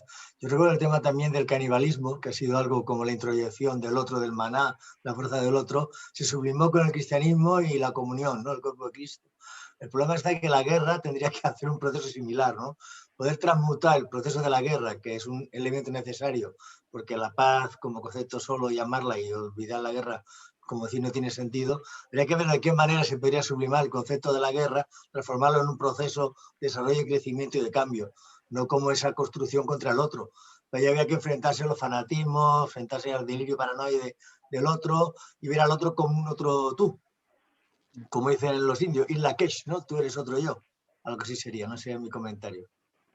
Pues es que yo matizaría que no sería tanto sublimar la guerra, porque eso es como negarla, ¿no? O sea, la sublimación tiene un contenido de dejar de lado y de liberar líbido que estaba ligada a la guerra para construirlo. En el fondo, en ese tercer estadio que he citado de la paz neutra resiliente, va más allá de la paz negativa y la paz positiva. La paz negativa sería como ese aspecto de estar en la guerra, como la guerra destruye tanto, hacemos una paz para no destruirnos tanto. La paz positiva sería ir directamente hacia la paz, pero también puede haber un componente de misticismo, de idealización, y eso que he puesto de paz neutra o resiliente sería justamente ese punto que no sublima. O sea, hay partes del desarrollo de la individuación que tienen que ver con guerrear y con estar atento a los conflictos y desarrollar la creatividad y destruir lo que haya que destruir, y ahí todos los procesos de duelo tienen parte de eso, para que puedas también desarrollar el otro polo. Entonces, de alguna forma, como pasa en los polos, en la activación de la función trascendente o una nueva salida a guerra y paz sería lo que sería esta situación de resiliencia, la paz neutra, ¿no? Que no sublima, sino tiene presentes continuamente los dos polos. Sería más transmutar. Lo de sublimación me ha salido un poco como un concepto inconsciente. Se llama bien transmutar. Así me ha ido a nivel inconsciente. Claro, se llama bien transmutar. Pero fíjate que a veces también transmutar a veces se entiende como dejar una cosa, eliminarla y convertirla en otra. Pero no, esto es integrar, tener los dos polos, mantener siempre la tensión de los dos opuestos y amar a los dos opuestos. Es un sentimiento de aceptación y cuidado. ¿No crees, Miquel, que sería importante hacer una separación entre lo que sería algo del orden de lo simbólico, que no es literalizable, el amor a la guerra como tal, y lo que tiene que ver con hechos objetivos, una situación traumática, un daño concreto? Yo creo que a veces el peligro que se produce cuando se está hablando de lo arquetipal es que uno tiene dificultades en no verlo como algo simbólico. Es un juego de imágenes, cuales necesitamos cierto sentido, y hay que ir con cuidado cuando se habla amor a la guerra o cuando se habla de la pareja Eros con Ares. De alguna manera estamos simbolizando. Estamos hablando de una serie de imágenes, de cuales sentido, que nos permiten entender ciertas situaciones que se dan en el mundo psíquico, que también se pueden dar fuera. Pero claro, eso hay que separarlo de lo que son situaciones concretas, reales. Yo cojo y te mato y te violo. La violación, inclusive, hasta podría tener una lectura imaginal en ciertos ritos, y no haría referencia a la violación que podemos entender, igual que la guerra, igual que ciertos ritos de paso que tienen una carga aparentemente muy violenta. Pero uno lo ve con los ojos de la imaginación y de alguna manera simbolizando, claro, violenta, pero sin causar daño real al otro. Quiero decir, yo creo que hay que ir con cuidado, porque hay cosas que tienen que ver con el orden de lo literal. Y es muy peligroso literalizar el mito y, por supuesto, lo que entendemos por sistemas o por estructuras arquetípicas. Completamente de acuerdo, Javier. En algún punto, Hillman, yo lo di por supuesto, pero es muy buena la aclaración de Javier, ¿no? Hillman es arquetipal, digamos, ¿no? O sea, trabaja plenamente el mundo de lo simbólico arquetípico, ¿no? Sí, pues estoy de acuerdo y precisamente violar, que es romper la intimidad del otro, pues es una manera de hacer guerra, pero amándole. Porque si algo del otro le está matando, aunque le violentemos, aunque no quiera, si le ayudamos a que mate eso que le mata, lo estamos violando, vamos a decir. Con lo cual, el lenguaje se convierte en algo muy complicado, muy complejo. Por eso las literalidades son una barbaridad y siempre tenemos que entenderlo simbólicamente. Entonces, cuando decimos amar la guerra, pues si se entiende literalmente, parecería que voy a sacar mis bazocas y voy a matar a Zukiski. Bueno, pues no tiene nada que ver con eso, es algo simbólico. Pero también a la vez se desidealiza el amor, porque el amor está pues, en el polo de la luz y de lo positivo y también con eso se desmonta. Entonces, es verdad que hay que entenderlo simbólicamente y que las literalidades son las que acaban haciendo guerra, acaban de esa guerra destructiva, porque al final... Además, yo te diría que se olvida muy pronto que el amor es un daimon, es ego. Y lo mismo que te puede aportar cosas muy interesantes, te puede gastar putadas muy buenas. Es, lógicamente, esa especie de lecturas pseudo ideales, amorosas, etcétera, etcétera, etcétera, distan mucho de tener un valor realmente simbólico. Por eso, por ejemplo, cuando trabajas con padres y madres, es que es un acto de amor sacarle a tu bebé de la teta cuando ya tiene 4 años. ¿Cómo? Pero si lo quieres mucho y lo abrazo, pues es un acto de amor y no le va a gustar y te va a gustar aquí.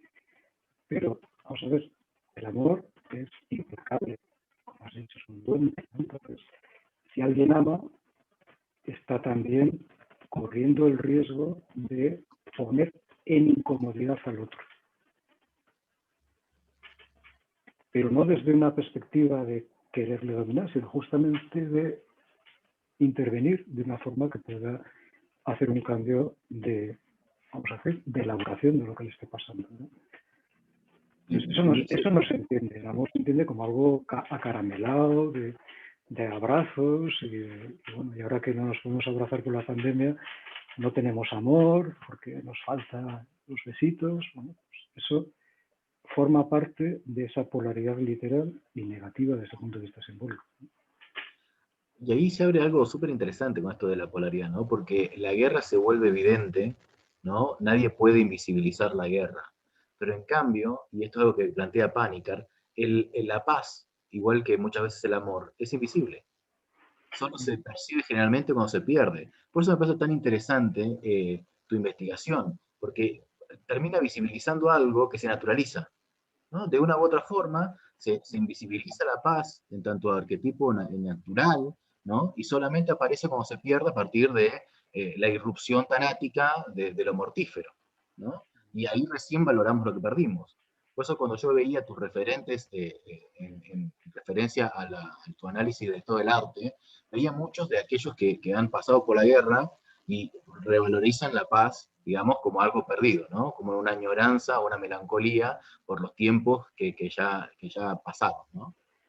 Sí, incluso el sentimiento de paz, si no se ha construido en la infancia y requiere una complejidad de relaciones realmente de empatía, de mentalización, de colaboración, a la gente le queda muy, muy extraño, muy invisible, porque si no tiene códigos. ¿Vale? Está claro que precisamente esa es la tragedia, ¿no? El daño en el que se vive el desarrollo codifica una serie de elementos internos que luego es muy difícil, nada más que como negación de la guerra se entiende que debe haber algo que es la paz, ¿no? Exacto. Eso es lo trágico, porque hay otras culturas que sí tienen una vivencia directa de la paz y que a veces les sorprende tanto que otras vengan a guerrear que ni se defienden al principio. ¿Cómo? Me vienen aquí estos están acostumbrados a que vengan a negociar, a hacer intercambio pues, de bienes, de servicios, y no, es que no se imaginan que vienen a matarles. Entonces ni se defienden hasta que se enteran y entonces hacen lo que pueden y muchas veces ya no tienen tiempo de... Bueno, pues hay culturas que sí tienen una visión más directa de la paz. Y entre ellas, en el taoísmo hay algo más cercano. Sí. Bueno, Miquel, ¿alguien más tiene alguna pregunta? ¿Quiere aprovechar para hacer una intervención? Puede ser escrita en el chat, puede ser levantando la mano para habilitarle el micrófono. De no ser así, entonces vamos a agradecer la participación de todos ustedes, a los argentinos que están, españoles que están aquí en este momento. Espera un poco, Santiago, que todavía faltan 20 minutos para las 9, según mi reloj. Perfecto, perfecto. Aprovechemos entonces yo por no comprometer. No, hombre, un poco de silencio, a lo mejor en el silencio alguien se tensa y habla. Bien. Sí. María Eugenia. No sé, bueno, lo primero de todo, darte las gracias, Miquel. Y bueno, pues que todo lo que has un poco es muchísima información. Y yo me he quedado con algunas cosas, con muchas preguntas igual por ahí por hacer y otras cosas por resolver y tirar un poco más del hilo. Y bueno, pues que no hay tiempo de ello, pero ha sido muy interesante y pues eso, muy agradecida. Solo una cosa puntual, que has dicho igual también que lo ibas a comentar un poquito después, sobre esto del dilema del prisionero en el tema de las mujeres, ¿no? Lo de la perspectiva de género que decías, que ahí apareció una diferencia entre hombres y mujeres, que ellas serán menos propicias a cooperar, si lo he entendido bien. Sí. Si pudieras desarrollar un poquitín más esto. Sí, es muy interesante, pero eso, por ejemplo, en lo que he ido viendo, elaborando de los niveles de discusión, repasando varias cosas, tiene sentido cuando la mujer es mucho más traumatizada. No puede confiar en el otro. En otro que a lo mejor va a ir por su cuenta. Es decir, la mujer está más acostumbrada a que los hombres hagan lo que les dé la gana y que piensen en ellos y no piensen en la mujer. Entonces, y tampoco tienen en muchas ocasiones grupos de entrenamientos, ahora cada vez más, pero por ejemplo, pues, donde se viven en situaciones competitivas y desarrollan una cierta confianza entre ellas. Por ejemplo, por los grupos deportivos, la propia guerra, la camaradería entre mujeres en situaciones de dificultad que les pueda obligar a colaborar es menos que entre los hombres. Es decir, hay, por un lado, un nivel de trauma mayor, con lo cual es más difícil que una mujer confíe en que otro va a empatizar con sus necesidades. Y le cuesta mucho imaginarse que el otro prisionero no la va a denunciar, con lo cual la denuncia antes. Se libra. Entonces, y por otro lado, eso tiene que ver con la vivencia de traumatización y por otro lado, con la no suficiente desarrollo de estructuras cooperativas a nivel social. Y desde luego, los grupos deportivos, la propia guerra, en esos espacios los hombres viven muchas camaraderías. Y aprenden también que la cooperación con el otro, o sea, si piensas en todos, no es tan malo que si solo pensaras en ti. Eso también falta aprendizaje y eso tiene que ver con la estructura social también. Claro.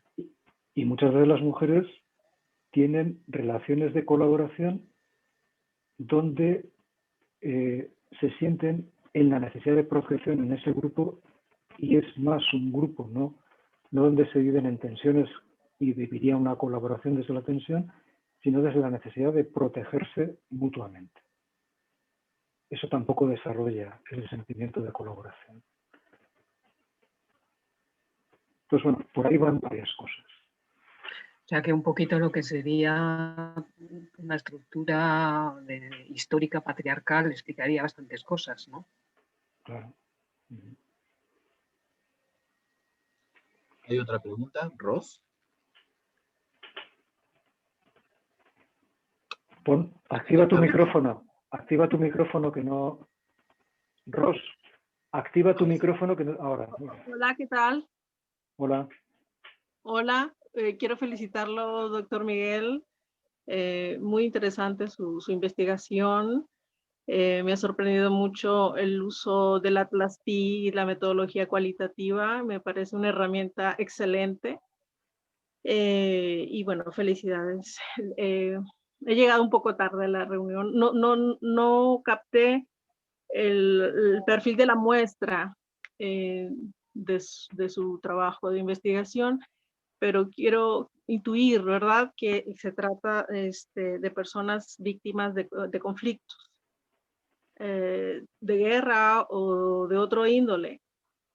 Yo me quedo quiero apoyar lo que acaba de decir María Eugenia, si tiene que ver con esa hegemonología del patriarcado, porque entre hombres hay muchos códigos de honor que carecemos entre mujeres, es decir, somos más ingenuas y tenemos menos desarrollado esa parte a nivel social como para reestructurarnos frente a un conflicto violento. No tenemos esa instrucción o esa educación de buscar una reorganización para enfrentar nuevamente a la sociedad que te ha lastimado. Yo creo que sí invita mucho su trabajo para seguir profundizando y seguir ahondando en estos matices que ha destapado, que dejan, pues ahora sí que mucho por delante para seguir investigando. Pero lo que a mí me ha gustado muchísimo es el abordaje o el intento muy claro, el esfuerzo muy claro de llevar una metodología cualitativa en los trabajos de estudio más fenomenológicos. No, tampoco tengo el dato de si hubo sueños o si hubo otro tipo de materiales, ¿verdad? Para apoyar el fundamento de las respuestas que dan los sujetos. No lo sé, me gustaría que me lo aclarara para ir más o menos poniéndome al tanto. No se ha trabajado con los sueños, eso. No. Tampoco todas las personas son víctimas de violencia manifiesta. Hay gente que no ha tenido trauma, gente que no ha tenido... Es decir, interesaba precisamente que fuera cualquier sujeto que quisiera participar. Entonces, aunque hay subpoblaciones que sí era importante que tuvieran un contexto de violencia manifiesta, pero no está la muestra sesgada solamente de personas que han vivido la violencia directamente. Manifiesta. Ahora, estructuralmente hablando, todos hemos vivido la violencia estructural. Sí. Que eso, precisamente en los estudios de paz, se distingue la violencia estructural básica, en la que todos somos aculturados, difícilmente se nos está acompañando a desarrollar unas dimensiones de empatía, de colaboración, se nos está limitando, reprimiendo, domesticando, enseñando lo que tenemos que hacer sin dejarnos otras alternativas. Eso es la violencia estructural. En esa violencia estructural estamos todos, pero más las mujeres. Y además, en la violencia manifiesta también están más las mujeres. a todos los niveles, de cualquier tipo de situaciones de violencia machista. Okay. Y por otro lado, está claro que eso tiene que ver con una estructura global, que es la patriarcal, y también en el que las mujeres no tengan esos espacios colaborativos que pueden ser, como has dicho también, donde aprenden códigos de respeto, de colaboración, que luego se mantiene de una forma sagrada, ¿no? Que es lo que remite el código, ¿no? Una cierta sacralidad de respeto mutuo en la defensa colectiva. ¿No? Les cuesta mucho a las mujeres, pero también porque también el sistema patriarcal se encarga de que las mujeres se peleen entre ellas para ser mejor dominadas por los hombres. ¿No? Sí, Eso sí, también hay muchos estudios en los cuales eso se apunta claramente. Sí, muchas gracias. Muchas gracias. Tenemos otra pregunta, Mercedes. Sí, buenas noches.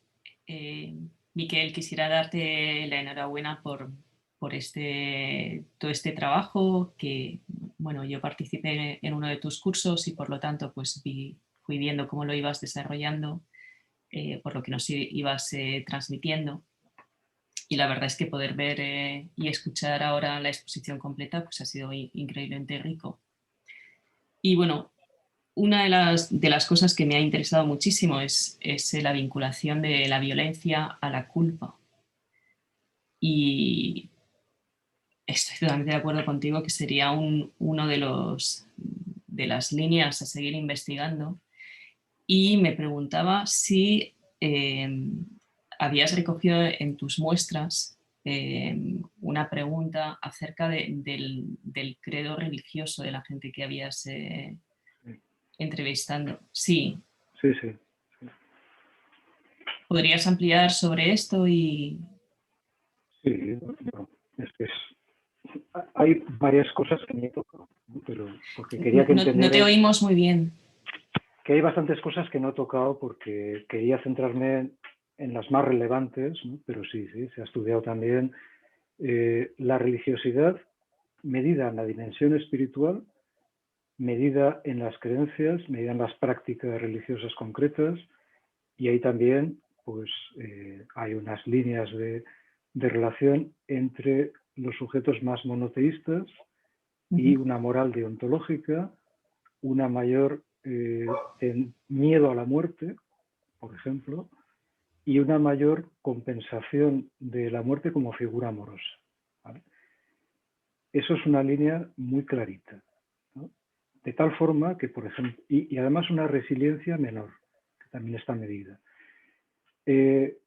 Ahí, por ejemplo, hay otra línea de trabajo que sigo haciendo, porque bueno, yo tuve una experiencia de muerte cercana y siempre he estado molesto porque las cosas que se comentan de esas experiencias, la gente las atribuye a que son pruebas de que existe otra vida después, ¿no? Que son pruebas que prueban la religión, ¿vale? Entonces, desde ahí yo tengo énfasis especial en discriminar estas cosas y, por ejemplo, un elemento muy común es que la gente confunda que las personas religiosas tienen más resiliencia a la muerte y están más tranquilas y que la religión es una buena medida para quitar la angustia de la muerte. Eso es muy común en muchas investigaciones. Sin embargo, eso no tiene nada que ver con la resiliencia porque en el fondo muchas personas creyentes no conciben la muerte. Lo único que conciben es un cambio de un estado a otro y un pasaje a otra vida que además es mejor que esto. Entonces, confundir que hay un aspecto que vamos a decir, la creencia que puede hacer pasar el trance de una manera mejor con que eso es resiliencia, madurez y prueba de la otra, eso no tiene ningún sentido. En la mayor parte de las personas que en este estudio eran monoteístas, que eran la mayor parte, había budistas eran un 15%, animistas otro 13%, pero la mayor parte eran monoteístas y católicos. Bueno, pues el miedo a la muerte era muy grande. Pero si a la vez tú te imaginas que la muerte va a ser amorosa, va a venir la Virgen María, por ejemplo, que es una representación de esa figura amorosa de la muerte, acompañarte, o incluso tus antecesores, tu madre va a estar ahí recogiéndote, llevándote, dando la mano, pues evidentemente eso hace que la propia angustia de la muerte sea más menor en apariencia, ¿no? Entonces, por eso, cuando se ve la complejidad y se ven el significado de las creencias, pues fenomenológicamente hay gente que describe ciertos hechos y le está dando unas interpretaciones que no tienen ningún sentido. Entonces, bueno, pues sí que está todo, en todas las dimensiones que he tocado, se ha medido también la dimensión religiosa. Muchas Muy gracias. bien, muchas gracias. Hay una pregunta en el chat, en realidad es una referencia. Rocío dice, a mí me llamó la atención que las personas que más miedo a la muerte tienen representen la imagen de la muerte como una madre acogedora, que tiene que ver con lo que estuviste planteando justamente recién. Siendo la mayoría de las respuestas, me parece que un dato muy interesante. Me pregunto si tiene algo que ver con la idea de Dios bondadoso y las dificultades que tenemos para aceptarlas de manera individual. No sé si me explico bien, pero es lo que más me llamó la atención. Justamente tiene que ver con lo que acabas de desarrollar, Miquel. O sea, es un centro directo a tu explicación. ¿Hay alguna otra pregunta que haya quedado? ¿Alguien más que quiera hacer algún planteo? Bueno. De todas formas, quien quiera y tenga la paciencia, la tesis está depositada, se la puede descargar, la puede ver, porque todas las tesis son públicas. Entonces, si alguien quiere, bueno, en mi página web ya está puesto el enlace a la descarga, pero si alguien quiere se lo facilito. Entonces, bueno, pues ahí está todo explicado y muy reducido porque no me dejaron hacer más de 500 páginas, porque las tesis de ahora son cortitas, cuanto más cortas mejor. Y yo iba con las ideas de mi época, ¿no? De las tesis que hacíamos antes, que igual hacíamos 2 libros y no sé, pues esto, por ejemplo, de fanatismo, si me hubieran dejado a mí, lo hubiera seguido investigando y lo hubiera metido, ¿no? Pero decía, no, es que ya tienes que parar, tienes que cortar. Y en ese sentido, pues al final, la tendencia actual es a que sean las cosas lo más cortas posibles y así se hagan muchas, ¿no? ¿Sí? Pero si alguien quiere, pues le puedo dar el enlace y si tiene curiosidad, pues la descarga y la mira. Sí, a mí ¿Tu página es? A mí sí me interesa. Os lo puedo mandar cuando os mandemos el enlace para que veáis esta grabación. Os puedo poner el link de donde podéis ver. Muy bien, muy bien. Sí. Yo tengo una curiosidad. ¿Se puede? ¿Una curiosidad? Sí, estamos ahí. Bueno, una curiosidad que creo que, bueno, no sé, tú le has dado bastante relevancia, es importante. Y a mí, la verdad, cuando lo contaste me gustó mucho que al final de la tesis en el tribunal y en la universidad, pues tú te pusieras con tu pipa, ¿no? ¿Y qué pasó? ¿Qué pasó después que se rompió? Bueno, no. ¿Se rompió así, sin más, o qué pasó? No, es una pipa que es una piedra de agua, que es preciosa, pero es muy frágil. Entonces, pues, como cuando acabas las tesis, te vas a cenar, les invitas a los del tribunal, pues corriendo y tal, lo metí en un sitio que no era muy bueno y se cayó al suelo y se partió. Vaya. Pero bueno, el fumar fue curioso porque, claro, los del tribunal nunca habían visto nada de eso. Y claro, es decían, que es muy novedoso. Ahora a ver si con el humo se pone en marcha el sistema de agua, ¿no? Y dice, bueno, pues no pasa nada, la lluvia de la naturaleza, no pasa nada. Entonces, al principio les chocaba, pero luego estaban encantados. Decían, nunca habíamos hecho una cosa tan comprometida. Si estamos con la paz, vamos a comprometernos con la paz. Esta tradición viene de los indios, americanos, pero a veces lo entendemos como que en el fondo Se te oye. es negativa. Porque es una Se guerra, escucha. tienen que No firmar se la te paz. oye. Se te corta mucho, Miquel. ¿Ahora? Ahora sí. mejor? Vale. Sí. Sí. O sea que la tradición viene de los indios americanos, ¿no? Y de hecho la pipa me la regalaron en una ceremonia de estas. Pero cuando la vemos siempre viene después de una guerra firmar la paz y ya está, ¿no? Parecería una paz negativa, ¿no? Sin embargo, en su concepción es como volver a la paz positiva que ellos buscan, porque intentan tener una armonía con el cosmos, con la naturaleza. Y lo que ocurre es que cuando se ha perdido, porque hay una guerra, tienen que repararla, pero no tiene un contexto de paz negativa, sino de volver al origen del sentimiento de armonía con el universo.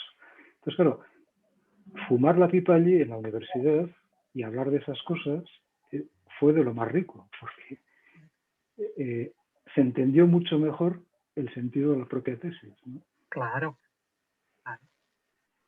Y el compromiso que tú tienes con la paz, que todos lo tenemos que tener, porque como antes decía Santiago, se queda invisible, pues. Y por otro lado, hay veces que hay guerras que se hacen para conseguir la paz. Cuando alguien ya no sabe qué hacer porque ya tiene tantos enemigos que ya no sabe qué hacer, dice, vamos a hacer una guerra a ver si ya nos calmamos y volvemos a la paz. O sea, paradójicamente, hay guerras que no se hacen por destruir, sino por conseguir calmar, vamos a decir, los ánimos y llegar a la paz, ¿no? Por eso, en el fondo, esto también tiene que ver con algo más profundo, ¿no? Y bueno, la tesis, sobre todo en la parte teórica y todo eso, quien tenga paciencia, pues es que hay muchos más elementos que nos hacen ver que en el universo y en el planeta las interacciones entre especies tienen más que ver con la cooperación y la paz que con la guerra. Y sin embargo se entiende más el darwinismo y sobre todo el darwinismo social como una competición del individuo frente al grupo. Pues la mayor parte de las informaciones que la evolución de las especies son de cooperación. O sea que es más primitivo la tendencia hacia la cooperación que la tendencia a la guerra destructiva. Bueno, nada, gracias por fumarla hoy aquí, ponernosla en Sí, la los he pantalla. acercado para que chuparais un poco también. Sí, Entonces, sí, lo hemos visto, sí. Era lo máximo que podía hacer, pues ahora Sí. podéis fumar, por lo Sí. menos simbólicamente. Muy, muy lindo por compartirlo. Gracias. Vale. Bueno, Miquel. Vale, pues gracias por haber estado y nada, ya os mandaremos el enlace y a la propia tesis, para que quiera descargarla. ¿Vale? Perfecto. Muchas gracias a todos y nos estamos viendo, como siempre, el tercer viernes de cada mes. Bien. Chao. Vale, chao. Chao.